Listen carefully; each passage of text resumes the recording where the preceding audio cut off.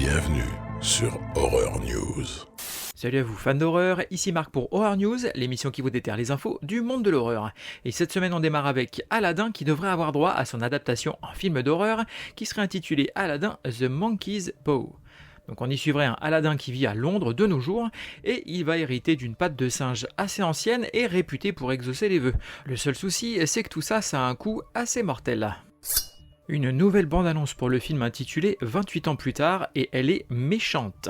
28 ans donc après le début d'épidémie mondiale du virus de la fureur, 2 habitants d'une petite communauté survivant sur une île sont envoyés sur le continent et vont vite découvrir que les infectés ont muté et que d'autres survivants sont également présents.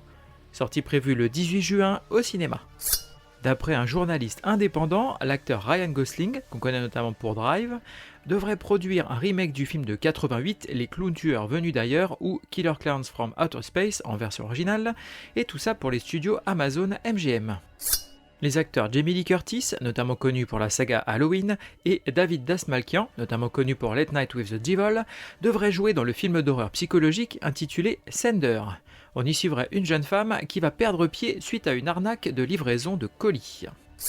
L'actrice Jessica Chastain, notamment connue pour Ça, chapitre 2, rejoint le casting du nouveau film du réalisateur Rob Savage, notamment connu pour Host, intitulé Incidents Around the House, adapté du livre du même nom de l'auteur Josh Malerman. On y suivra une petite fille harcelée par une entité malveillante afin de la posséder et qui s'attaque à toute sa famille pour la faire craquer. Le film est produit par James Wan pour Universal. Un teaser pour le nouveau film du réalisateur Zach Cregger, notamment connu pour Barbare, et intitulé Weapons, tout ça avec l'acteur Josh Brolin, notamment connu pour No Country for Old Men. On vous y invite notamment à plonger dans le mystère de la disparition de tous les enfants d'une petite ville à la même heure, la même nuit, et tout ça sur le site internet maybrookmissing.com. Sortie prévue le 6 août au cinéma. Une bande-annonce pour la deuxième et ultime saison de la série The Sandman sur Netflix. La saison sera diffusée en 2 parties, une de 6 épisodes le 3 juillet et une de 5 épisodes le 24 juillet. Un teaser pour nous dévoiler la date de sortie de la saison 2 de la série Twisted Metal, qui devrait donc sortir le 31 juillet sur la plateforme Peacock et lancera enfin nos héros dans la compétition mortelle du Twisted Metal. Amazon développerait une série préquelle au film Pacific Rim de Guillermo del Toro avec ses affrontements kaiju contre mecha. Une série animée issue de cette franchise et intitulée Pacific Rim The Black est toujours disponible sur Netflix.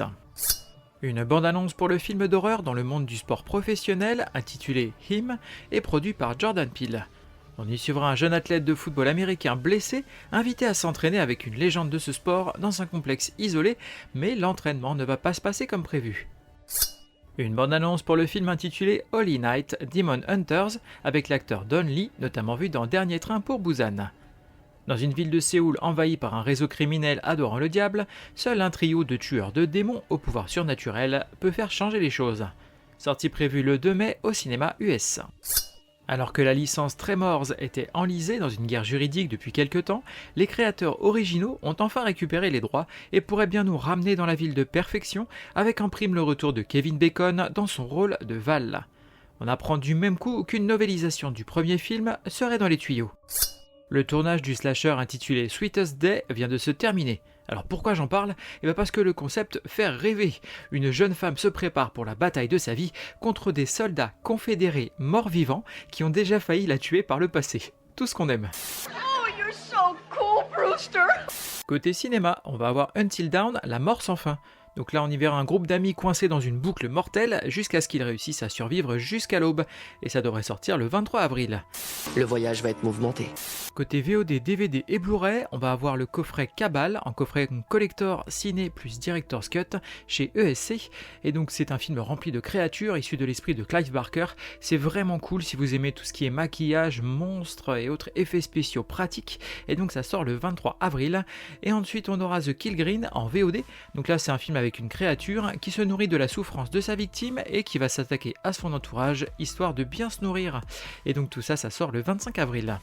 Mais on est tous un peu fous à notre manière. Côté streaming, on va voir The Rule of Jenny Penn sur Shadows. Alors celui-là, je l'attends de pied ferme, ça fait un bon moment que je le surveille. On a un gros casting, des visuels qui me rendent très impatient de le découvrir. Et donc c'est sur Shadows le 25 avril. Ensuite on a Somewhere Quiet, toujours sur Shadows. Donc là c'est une femme qui tente de se réadapter à la vie normale après avoir été enlevée. Et donc ça sort le 25 avril.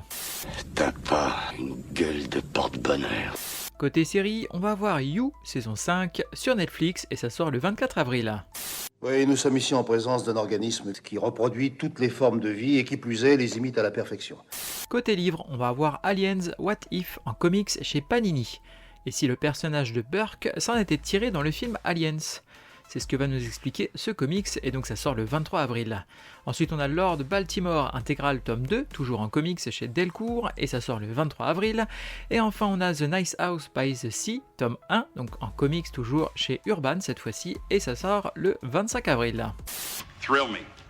Côté jeux vidéo, on va avoir Creepy Redneck Dinosaur Mansion 3, donc ça sort sur PC. C'est un mix RPG, survie et Metroidvania avec une bonne dose d'humour et ça sort le 22 avril.